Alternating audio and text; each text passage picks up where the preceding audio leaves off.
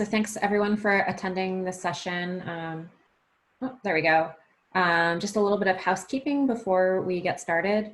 This is similar to the last session. If anyone on the call was in that, we're in webinar mode and we're just going to keep everyone muted because it's a large audience.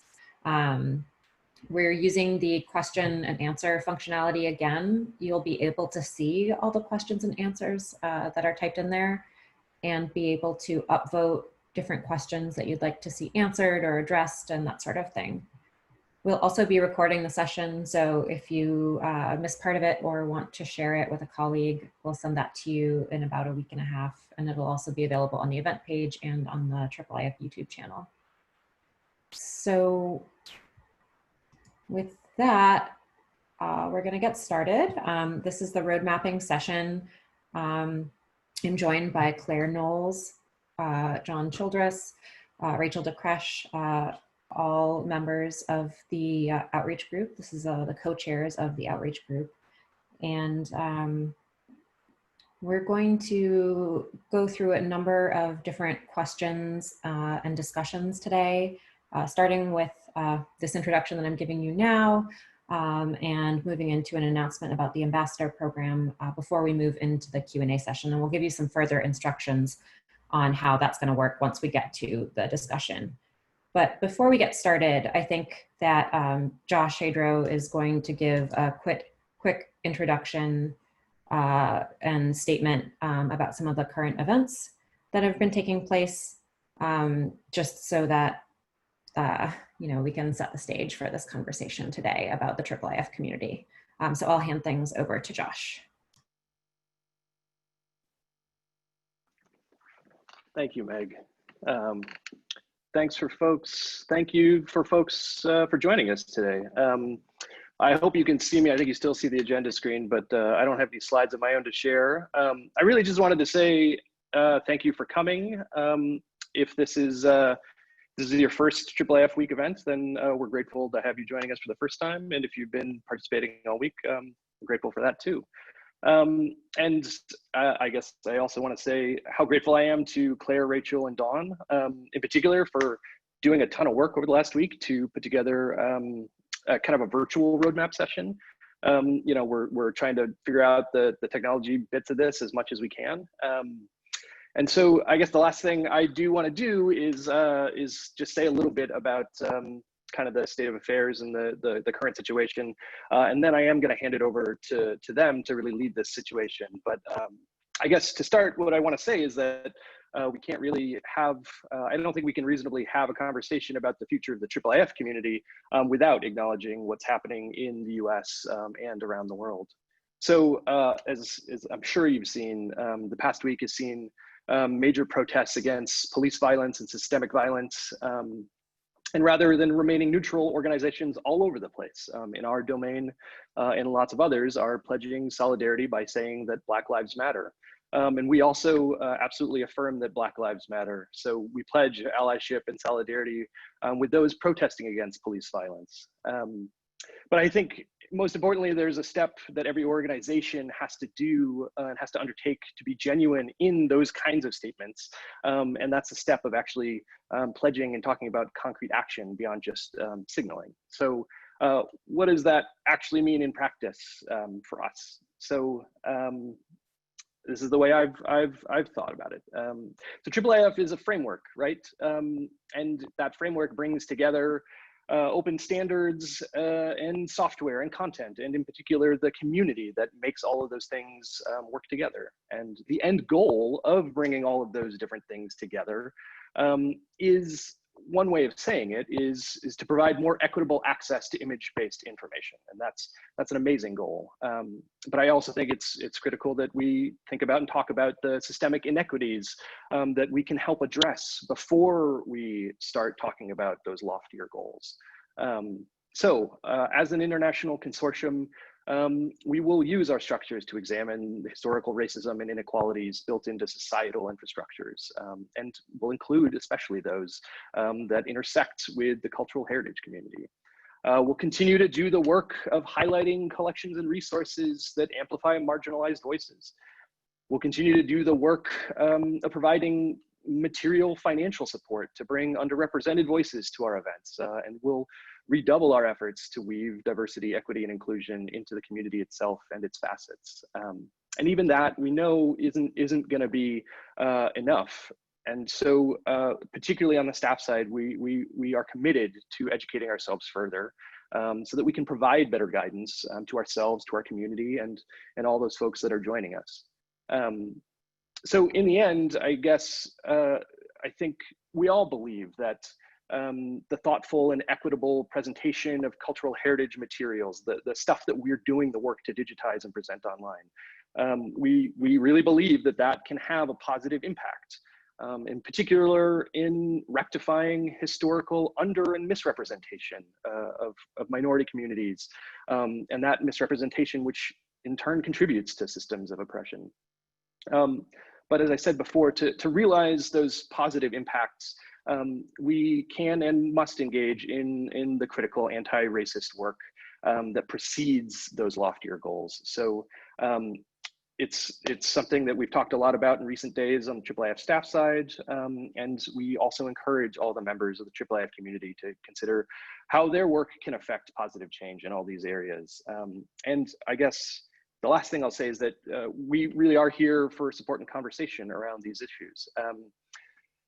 On a really personal note, I'll say, like, one way that I've thought about helping, I live in Brooklyn, and this is like a very present thing for me and my community. And so as a librarian, I actually would relish the opportunity if anybody wants information about, say, local bail funds or mutual aid societies or anything like that. I'd really love to help research a local org that might be relevant to you. And the last thing I'll say too is a lot of that, I'm sure, sounds like a very American perspective. I think there's a lot of international connections to all of this. But I guess another thing that I can very concretely offer is that anybody who is interested in talking about this further, especially if you're outside the US and you maybe want to talk to someone or have a more local perspective, I'd be really happy to and eager to talk to folks about it and just have a one-on-one discussion or a larger discussion or anything like that. So I wanted to say that there's a lot of work. Obviously, this is connected to the stuff over the next year, but that's kind of our approach for now. And then with that, I'm going to hand it over to Claire and Rachel and Dawn to lead some more specific questions about kind of really tactical things around the activities of the IIIF community and the technologies in particular. But thanks again for coming. Really appreciate all of you being here and all the work that you do for the community. Thanks, Josh. That was really wonderful to hear. And if anyone has any questions for us, feel free to reach out to us on Slack or on email after the session. So that said, can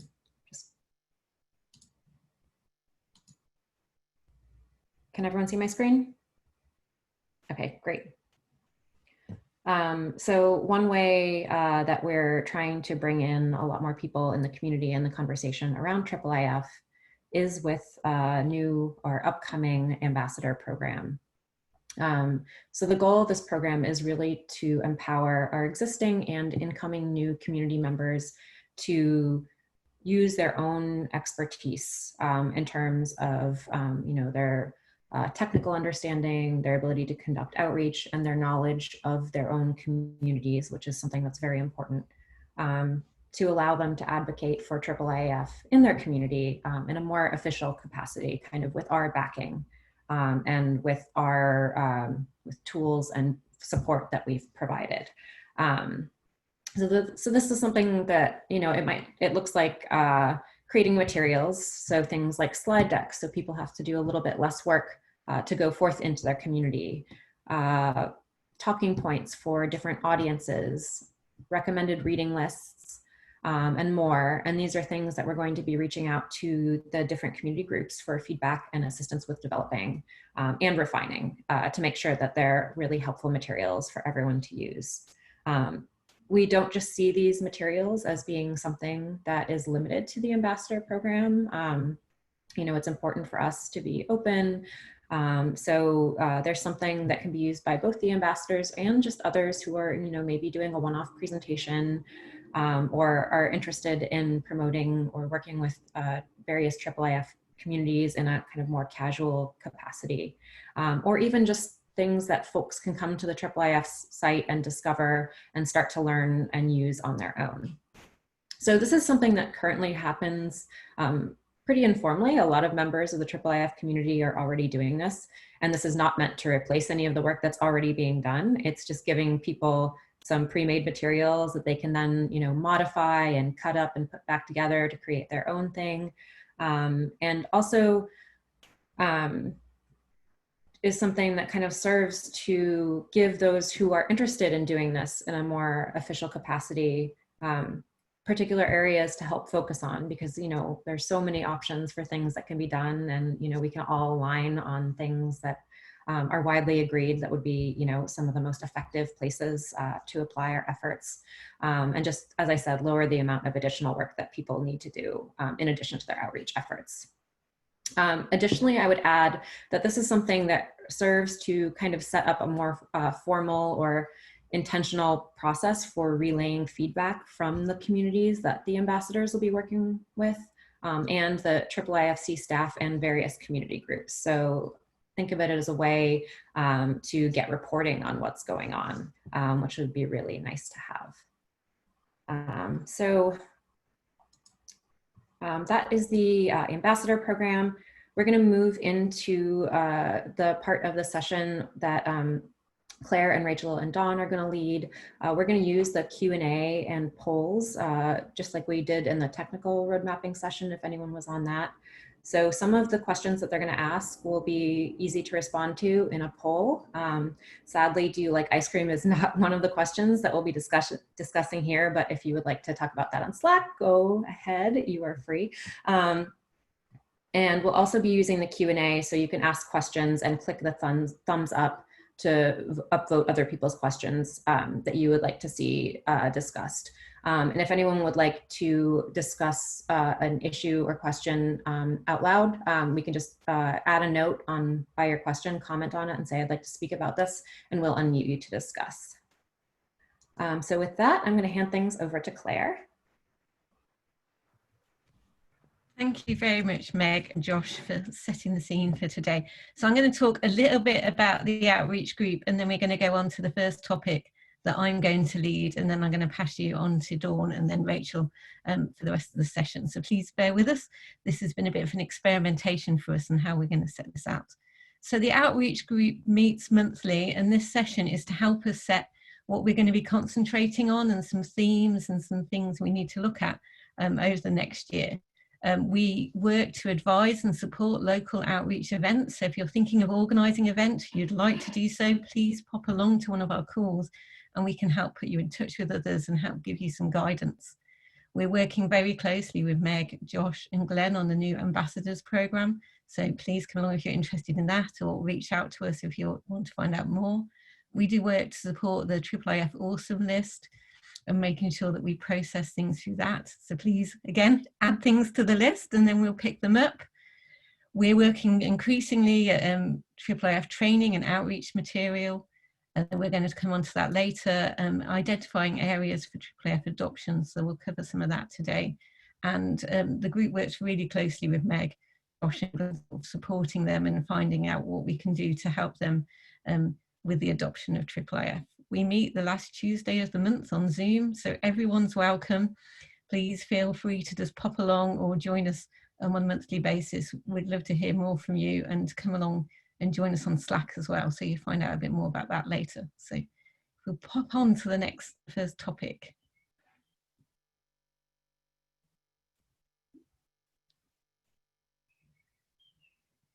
Meg's got the power.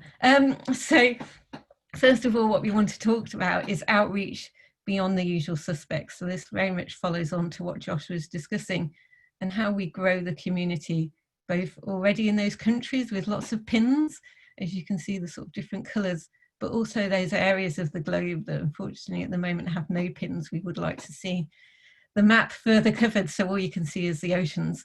So this is where we're going to talk about some of this in this first session. So I'm going to set my timer because we've given ourselves 15 minutes.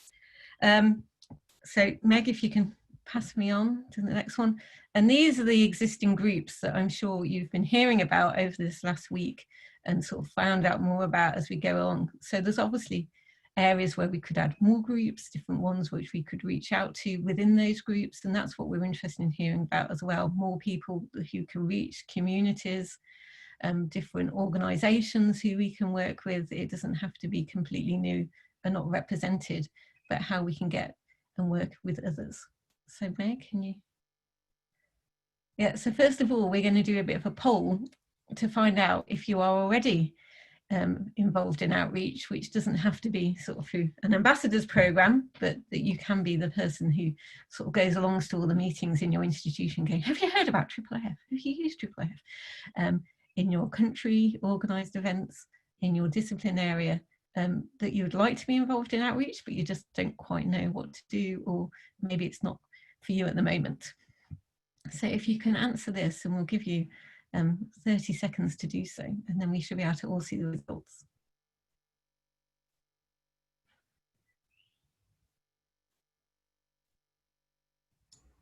We have about 50% of folks on the phone responding. Okay. We'll give it about 10 more seconds.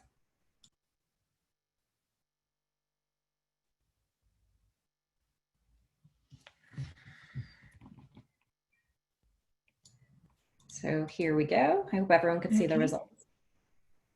Yeah, so we've got, so I have to take my glasses off to read. So we've got about 50% involved at their institution. So that's great to hear. 16 in the country. And obviously this won't add up to 100. You can vote for more than one. Yes, in people's discipline. No, but you'd like to know how. That's great. And no, but maybe we can sort of push you at that list later. So thanks, Meg.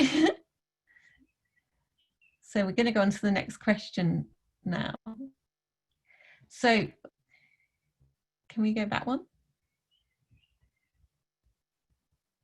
So what audiences should we try and reach out to? So this is where if you can use the Q&A, then people, if you put things into the Q&A of where other audiences you think we should reach out to, you can upvote. So if somebody puts an audience in there, please feel free to upvote, you know, you agree on that, or add comments, and then we can invite you to speak by unmuting you if you put things in. Students.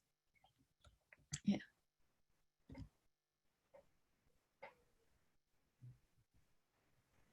Community, grassroots, archives, different scholarly communications. Well, they're coming too fast now. So please vote on these, and if you've got anything you would like to talk about, please that you can add a comment to do so, and we can invite you to speak. And don't forget to go through and upvote any that you think that you agree with or think are extra important.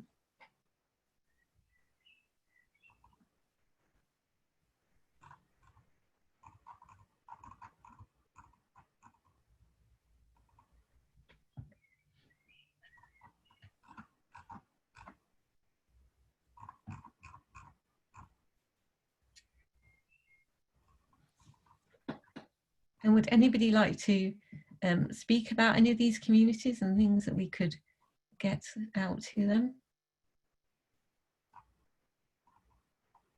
Feel free to add a comment on any of the different suggested communities if you would like to talk about them. I'm just going through the Q&A to see what the commentary is looking like. Okay.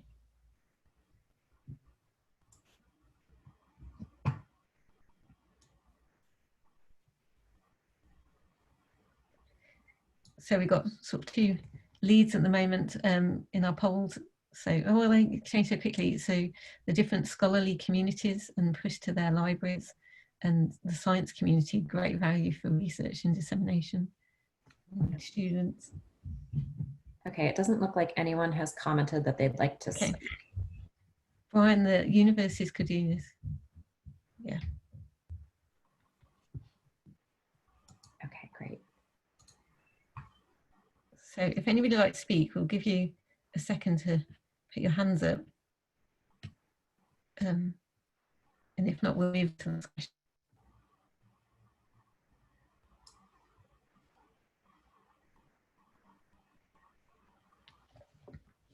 And the students one and the sort of digital humanities will come on to more into Rachel's section as well. Yeah, Meg, shall we move on if nobody wants to chat? Yeah, I have question 3 up. Sorry, my daughter seems to be resembling an elephant going up and down the stairs. How can we reach these audiences? Yeah, so please use the Q&A again to say how we can reach some of these audiences. And if you've got any ideas that you'd like to discuss, please let us know.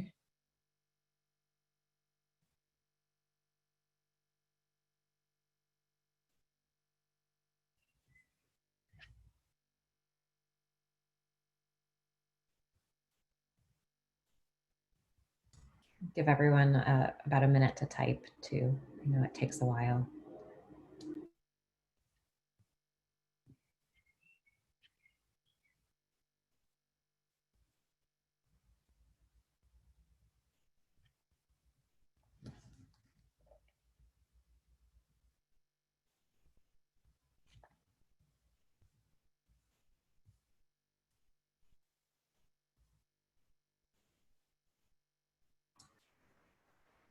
So we have one suggestion, which is outreach to, oops, I just lost it, to university departments, primarily grad students. That's a great idea.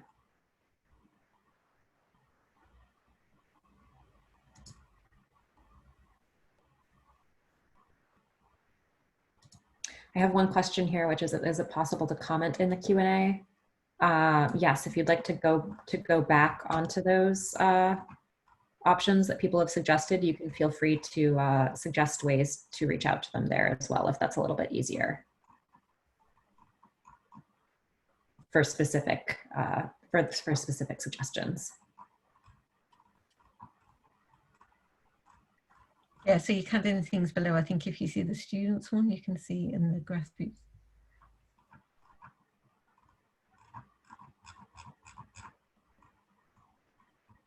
And again, if anybody would like to talk, please let us know and we can invite you to do so.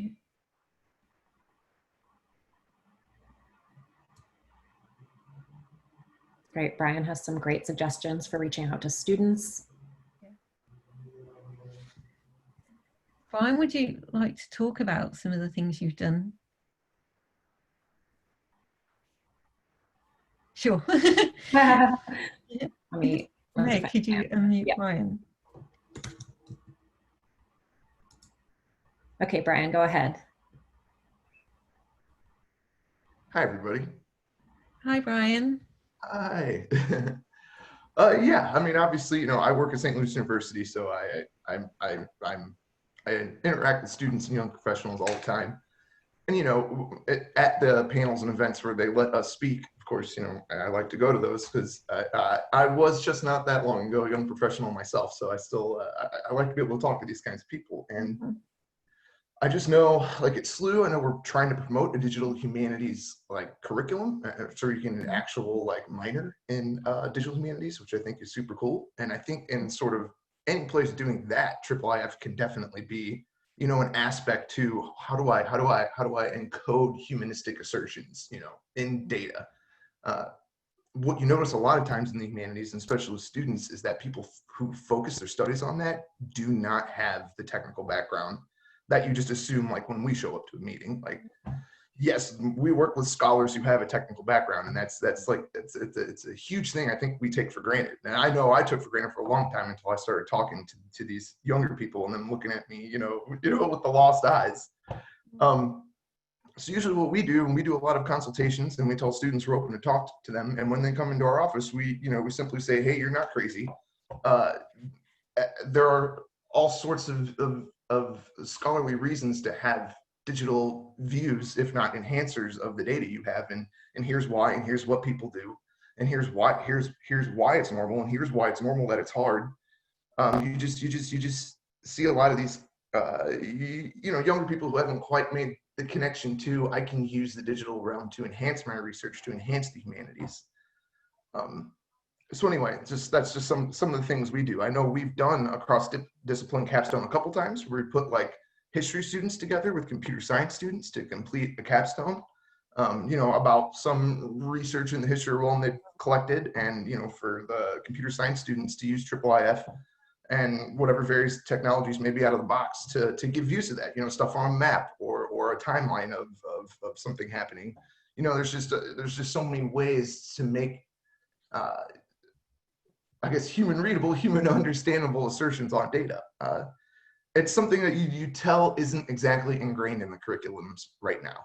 It's not, because students come in at a complete loss, like they're offended at the fact that you need to turn your handwritten notes into something like an online publication. Anyway, that's all I'll say on that. Thank you very much, Brian. It's great to hear your experiences. Sarah, can you let Sarah speak? Meg. Hi, Sarah. Yes. So one of the things that my partner and I did a couple years ago was, I guess it was 2 years ago, was participate in a Mellon/NHPRC funded digital edition publishing cooperative planning grant. And there were like 6 or 8 different groups that were going through this process of planning a big project to then, you know, go forward and try to get funded. And there was a meeting at the end of the planning process where we all presented the projects we were working on. And I was definitely one of the more technical people there. It was mostly the academics that were in the room who were leading these projects. But once you start painting this big, beautiful picture of what IIIF can enable for your project, for, you know, your materials, for the types of things you're doing, well, one, people are like, wow, that's really cool, right? So let's start there. IIIF is cool. But the other piece of it that was interesting is, because it was in front of the funders for a lot of these projects, and it was in front of their peers, it became it introduced some peer pressure, which I was surprised by, because I'm just an engineer, right? I'm a software engineer. I don't really understand all the politics and stuff. But like we had, you know, lunches with people who were not on our team, you know, in the 6 months after that, who really just wanted to understand IIIF enough to be able to speak the language and start pulling it into their projects. So it almost, I would not say it established it as the norm, but it started introducing it as a possibility of a norm for that community. I don't know how you use that for the future, but I was really surprised at how successful it was and how it happened. Thank you, Sarah. It's always great to hear about the work you do and see all the IIIF sessions that you run, etc. Thank you very much. So I'm going to move us on to the next question now, because I've got 2 minutes left before I hand over. So Meg, can you move us on?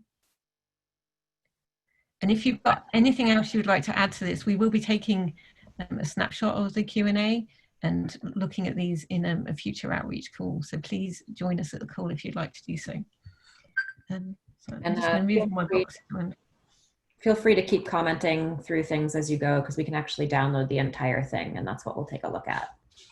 Yeah, so don't feel like you have to stop putting things on if you think about them later. So what do we need to consider when reaching out to new audiences? So again, please put these in the Q&A, and also let us know if you'd like to talk about it. Meg and I will sort of look up and down the questions and see what people are saying.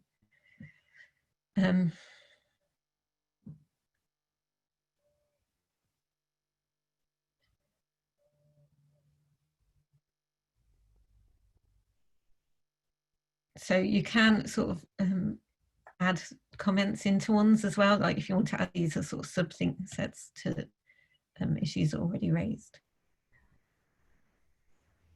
Never assume technical competency and tell stories. Yes, very good. Sponsor university projects. Make it simple. Perhaps we could think about crowdsourcing curated areas, subject-related collections. Yeah.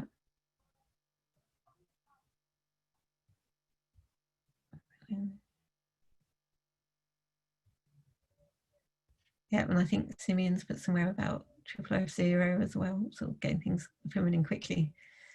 It's always nice when you can sort of see a result of things, isn't it?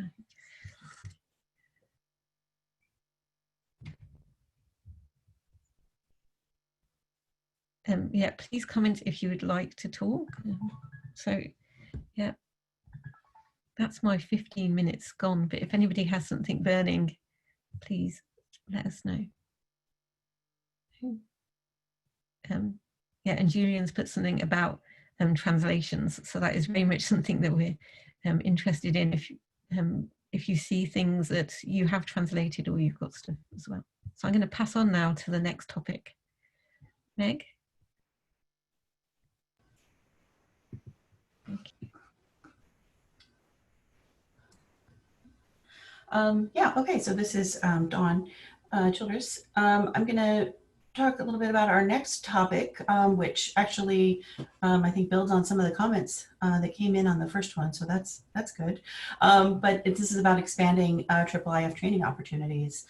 So one of the priorities of the outreach group is to look at how we can make more training opportunities available, especially online training materials or asynchronous training materials, given the sort of current global situation. It's really sort of highlighted that for us. So there are existing training opportunities online. They're actually, a lot. And you can find some of these through the IIIF website on IIIF Awesome. There's a tutorial section that has a lot of great tutorials that people have put together. And then there's also the videos and slide deck section, which will have some good content there. Another one I want to highlight is Jason Ronaldo's IIIF technical workshop. I've used this many times over the years, and it's sort of grown and changed and been updated. And so I think there are some really solid things. I know a lot of people here in this meeting have probably consulted that before. And so those are some examples of some of the online opportunities. Then, of course, next week, there's the IIIF Week hands-on workshop. That one is more of an experiment. It was only open to 20 or 25 people. I don't remember the exact number, but there are at least 100 people on the waiting list. So I think that really speaks to the interest and the need for these types of trainings that go beyond, just sort of following instructions, self-directed tutorials. And so we're thinking of this really as a pilot. I'm actually going to be a tutor in that, and so I'm really looking forward to kind of seeing how that goes as an experiment, doing things sort of virtually, asynchronously, and over different time zones. So I think what we want to do now is take this opportunity to maybe get some feedback, to solicit feedback from the larger community on topics that people are interested in, and so on. So we're going to do the same thing here, where we use the Q&A, and you can submit your answers to these. Some of these will be poll questions, and some will be just open-ended. The first is, which IIIF features or topics are you most interested in learning? So what would you like to see more materials on? And we'll just give that a few minutes.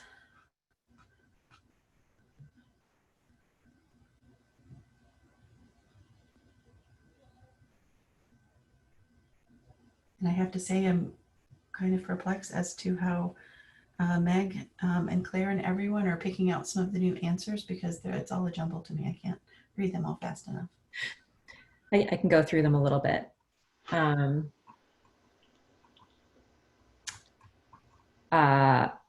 AV is one area. Oh, they are going really fast. Okay, so we have AV, training people in creating manifests and collections, working with images and image annotation and layering, text search and aggregate manifests,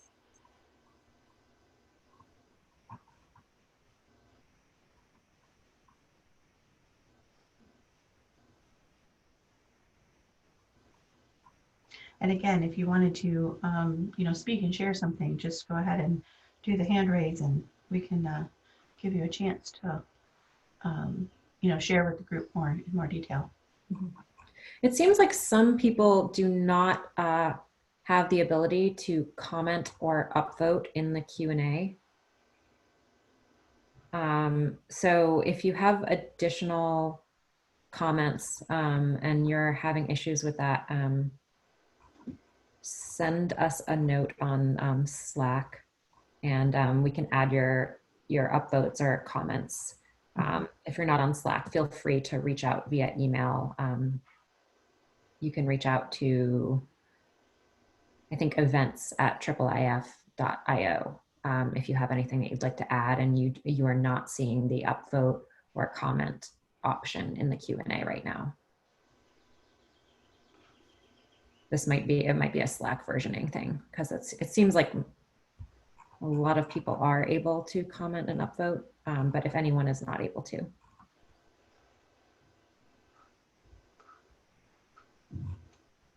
And of course, we'll sort of take and analyze all of this and sort of compare it. So, you know, if you just also want to, but I suppose it would be helpful just to kind of comment on the, if you want to comment on one, just sort of refer to it and we can put that together.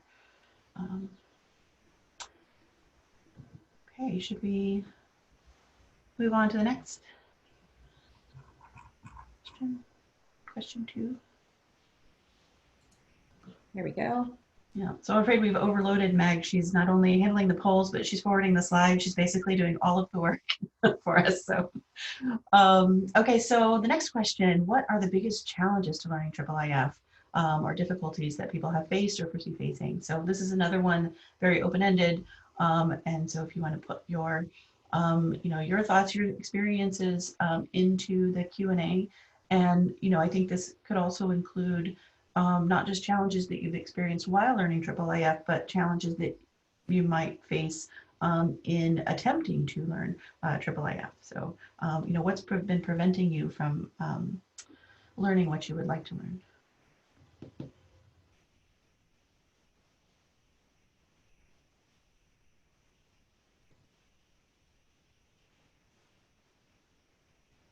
It keeps getting better so quickly.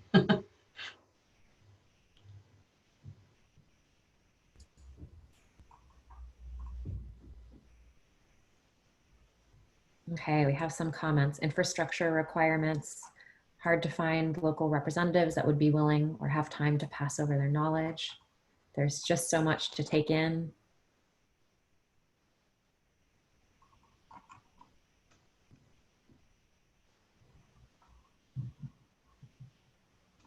It's difficult for students to find different IIIF collections.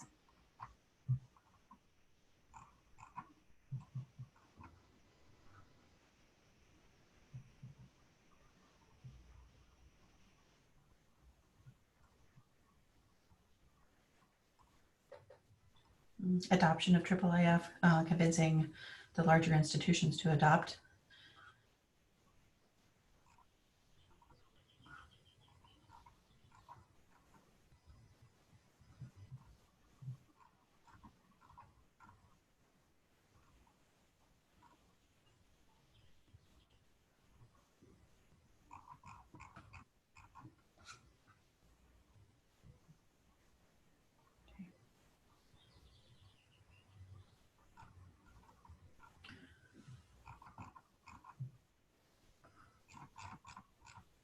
Yeah, and Brian points out that simple working and running use cases aren't readily available. I think that's true. And I think you know, the cookbook and the recipes there, I think we're really hoping will bring more of that, make more of that available, especially for some of the simpler things.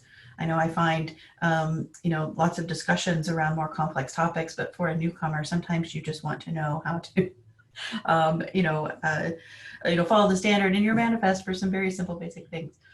So,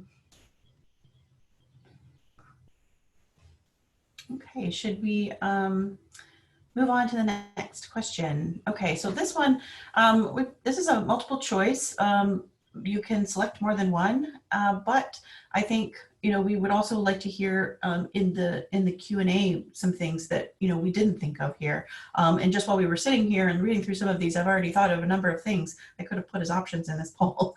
But which modes or formats for learning IIIF online would you find most useful? So, you know, there are, you know, things like those comprehensive self-directed online courses, such as the Jason Rinaldo's Git book, the IIIF technical workshop. something more like an instructor-led online course that's happening next week. And also just shorter video tutorials or screencasts, or shorter feature topic focused tutorials that might just focus on one aspect of IIIF at a time. So a very modular approach. And then of course, just the published slides and videos from past events. So if you could just select any of those that you think would be really meaningful, and then of course add any other suggestions in the Q&A. And if you have any specific examples of tutorials, online training that you really like, maybe point to those, even if they're not IIIF. So, for example, the programming historian has, so many wonderful, very focused tutorials. And so exploring, that, or maybe library carpentries, things like that are also on our radar. So I think we'd love to see some good examples, as well as hear about which modes of learning you prefer for this type of thing. Okay, so we have about a little over about 60% of people who have responded. So I'll leave this up for maybe another 10 seconds while others submit their poll responses.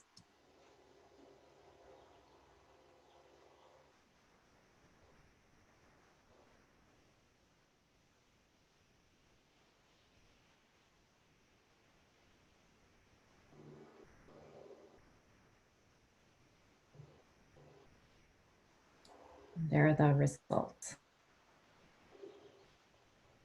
Nice. So basically all of these modes are important. That's good to know.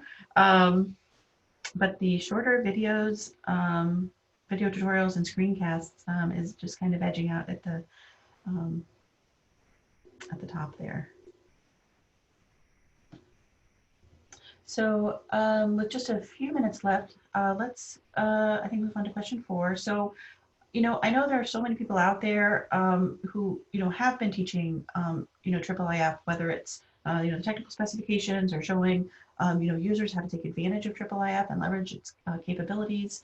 And so now we just want to find out if other people have produced their own training materials and if they're willing to share.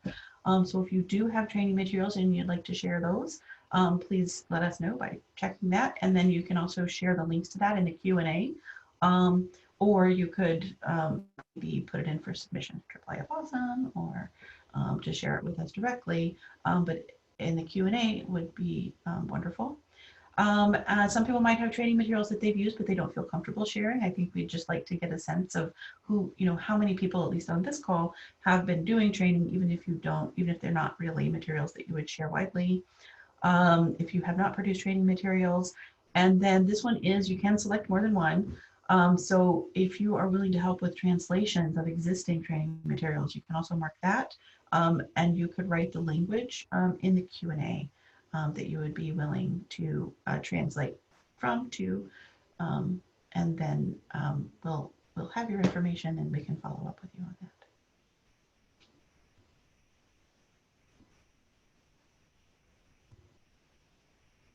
And for those of you who are indicating that you're willing to help with translation, just a reminder to put that in the Q&A, or else we'll have no idea. Oh, awesome. We have Serbian and Finnish.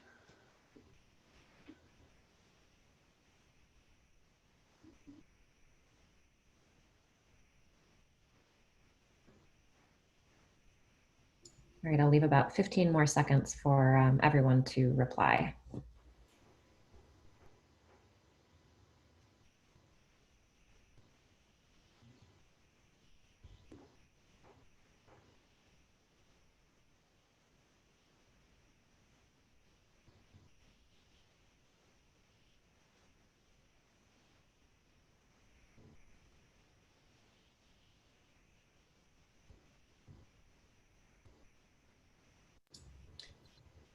Okay, let's take a look at the results.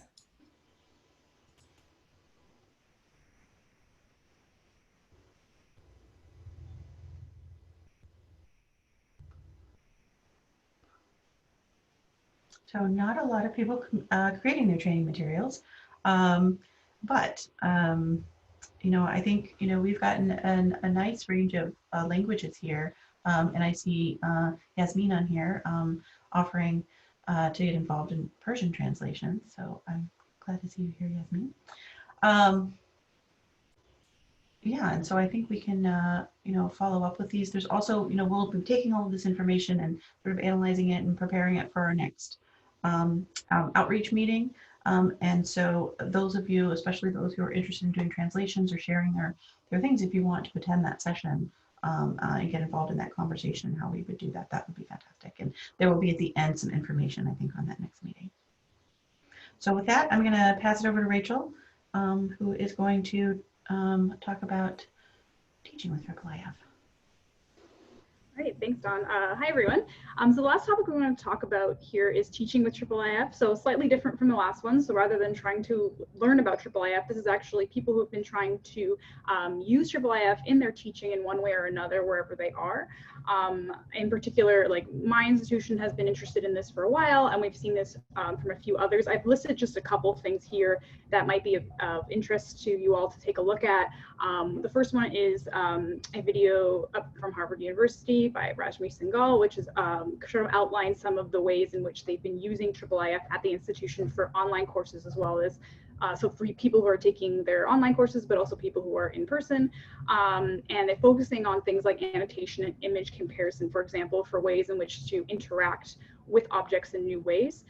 Maps, images, and translations. We've actually had a call recently, a IIIF community call about teaching with IIIF, and there's a YouTube link of the recording there for if everyone would like to listen. And one of the things that was generated from that call was this list of teaching resources, actually, that some of you might find interesting if you are looking at teaching with IIIF or already have been and want to add anything to it or see what else is out there. And we would greatly appreciate any suggestions for that in particular. Could we switch the slide, Meg? Thank you. So one of the questions that we wanted to talk about is sort of which methods or use cases would benefit from using IIIF in the classroom. Like I said, we have done this a bit in some of our own, some of the people on this panel actually have done it themselves, but we are curious in what ways we might actually be able to use IIIF for teaching, especially in different use cases we haven't actually thought about. And so if you guys could go ahead on, whoever's on the call in the Q&A section and currently give examples, that would be fantastic for us to get this sort of conversation started. And if there's something that you'd like to talk about more, we will definitely invite you and to speak and unmute you. So if you have any suggestions, I would love to hear them.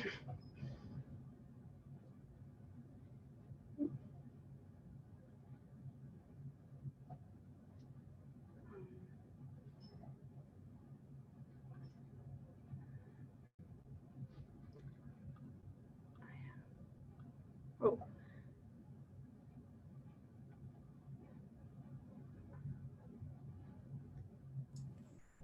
Give people just a little while to think. Oh, okay, my Q&A also just like glitched for a second, so I wasn't sure. One of the ways I will say at the University of Toronto, for example, transcribing manuscripts is a big one. So the ability to annotate IIIF materials and then share that annotation list with someone else, with a professor, with anyone else, another student who can see what their work they've done and improve upon it or offer suggestions is quite a big use case we have at the university in particular. But obviously that's just one small piece of potentially a much greater pie. So I would like that we are interested in that. Okay, in music theory, appreciation classes. Yes. We have a comment about audiovisual, especially for music theory appreciation classes. Actually, something I never really thought about. We are trying to do some AV work at U of T right now, but that's actually very, very interesting. I would really like to see that in practice. Thank you for that. It's very interesting. There was another comment that got upvoted out at the bottom of the Q&A that was on comparing specimens for natural history. Oh, I like that. And transcription.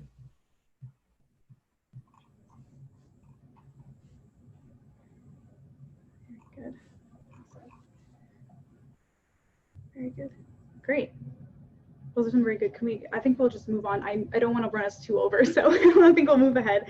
We were curious if your institution has been using IIIF in teaching, and in what capacity. So we're going to do this one just a quick poll. And you can choose multiple choices here. So yes, your institution has used IIIF in teaching, or yes, you yourself have used IIIF in teaching. No, but you'd like to, or no, you just haven't really been using it. Maybe it's not something that you would do. Okay. So poll is up.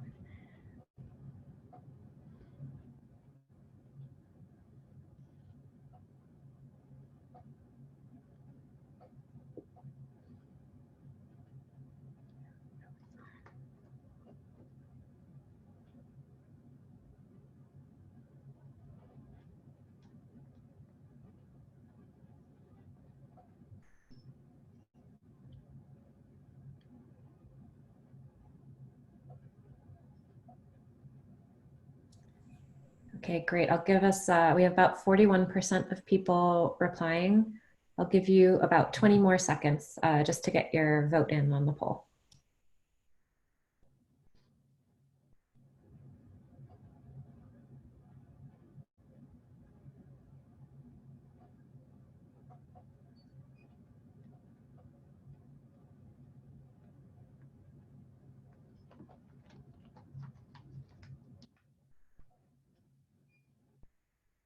All right, and there are the results.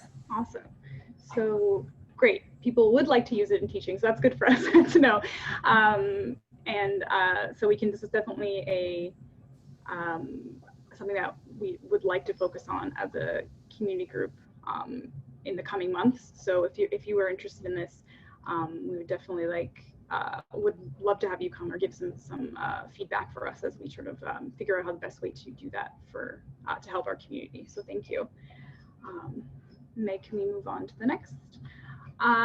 So there are some tools that already exist, or applications that with the sort of part of the purpose of them is to aid in teaching that make use of the IIIF specifications.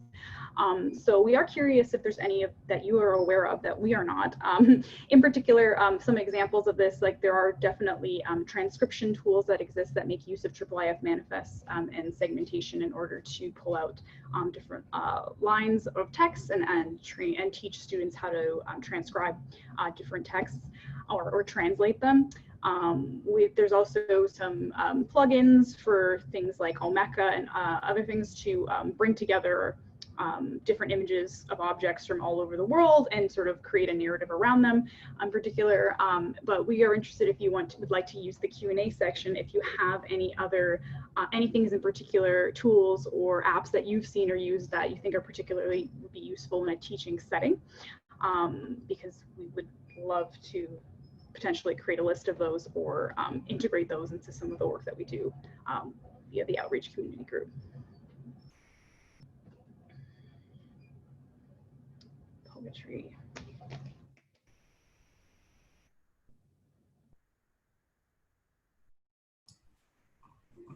Okay.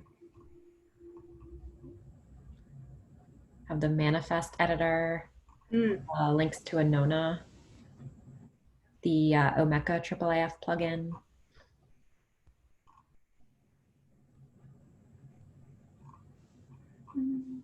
Anona, great.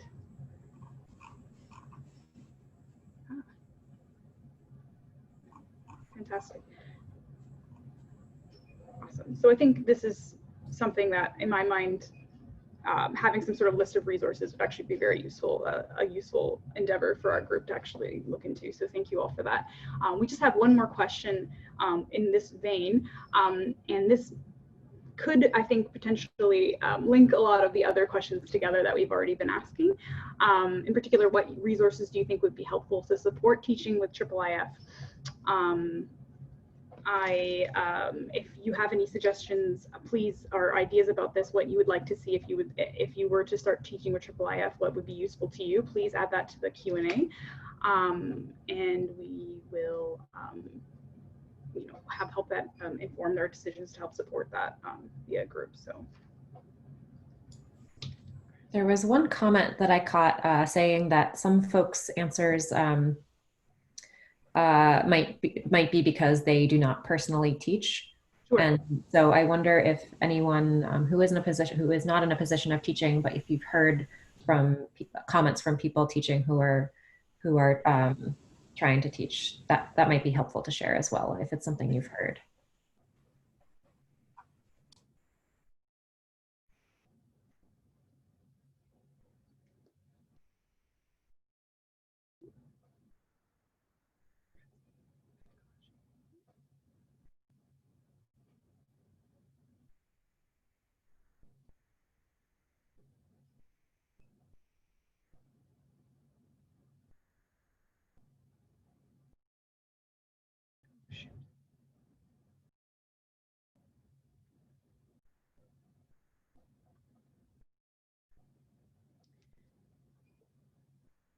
Shared image server and annotations server, which are available for teaching purposes. Thank you, Peter.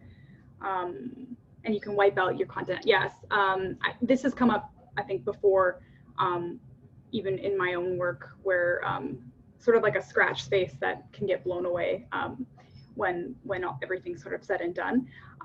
This sort of shared one thing that people don't always have access to is that sort of infrastructure that allows you to do these kinds of experiments or things with IIIF that would be particularly useful in a teaching setting. And I think we do, I'm forgetting the name of it, but there is something that does exist with this that solves this problem in mind. I'm just stuttering because I can't remember the name of it, and I'm gonna beat myself up for that.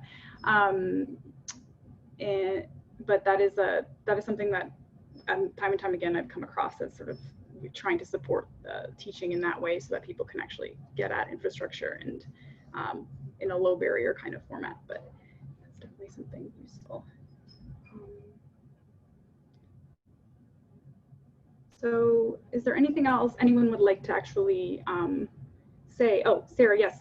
Can we join the monthly Zoom calls? Yes, yes you can. And that was actually going to be the last thing that I was going to talk about. But if anyone would like to raise their hand and say anything in particular about any of those topics that came by quickly, please do so. Otherwise, I'm going to go ahead and sort of give some information about how we can continue these conversations and this work in particular. So we have an outreach group. Obviously, you can see it, see sort of details about it on the IIIF site with the link at the top there. And our next outreach group meeting will be the 30th of June, 11 Eastern time. Again, these happen every last Tuesday of the month, and everyone is welcome to join. So if you'd like to, please do. We have a Zoom, there'll be Zoom calls for that, a meeting calendar that's also linked on the IIIF website. We also have a IIIF Outreach Slack channel. So in the IIIF Slack, there is a channel for outreach, which please, you're more than welcome to join. And we also have a IIIF newsletter that goes out throughout the year, and where we highlight some of the things that people are doing with IIIF. So if you would like to contribute to that, there is a submission form that's linked there as well. And yes, so I would like thank you guys, everyone, so much for joining, and thank you to my panelists and to Meg and Josh and Glenn for being here, for helping, in particular, for all your sort of feedback through the Q&A and the polls. It's very valuable. We hope we can continue these conversations with you all and hopefully produce some content and things that can support you all as you sort of use IIIF or learn more about it, or can move, sort of move along with IIIF in the work that you do. And yeah, so thank you all. We hope to see you all at the next call, and we will definitely keep in touch with the things that we are doing as a group, and this session will directly feed into our plans for the coming year on what we want to focus on. So this is very valuable for us. Thank you.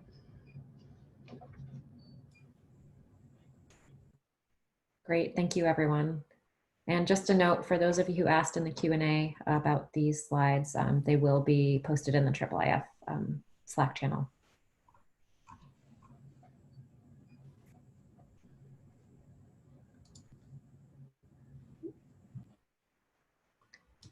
Oh, sorry. I was muted. There was another question about the links that were posted in the Q&A, and I think we can gather those and maybe put those in a final slide, so they're all there together.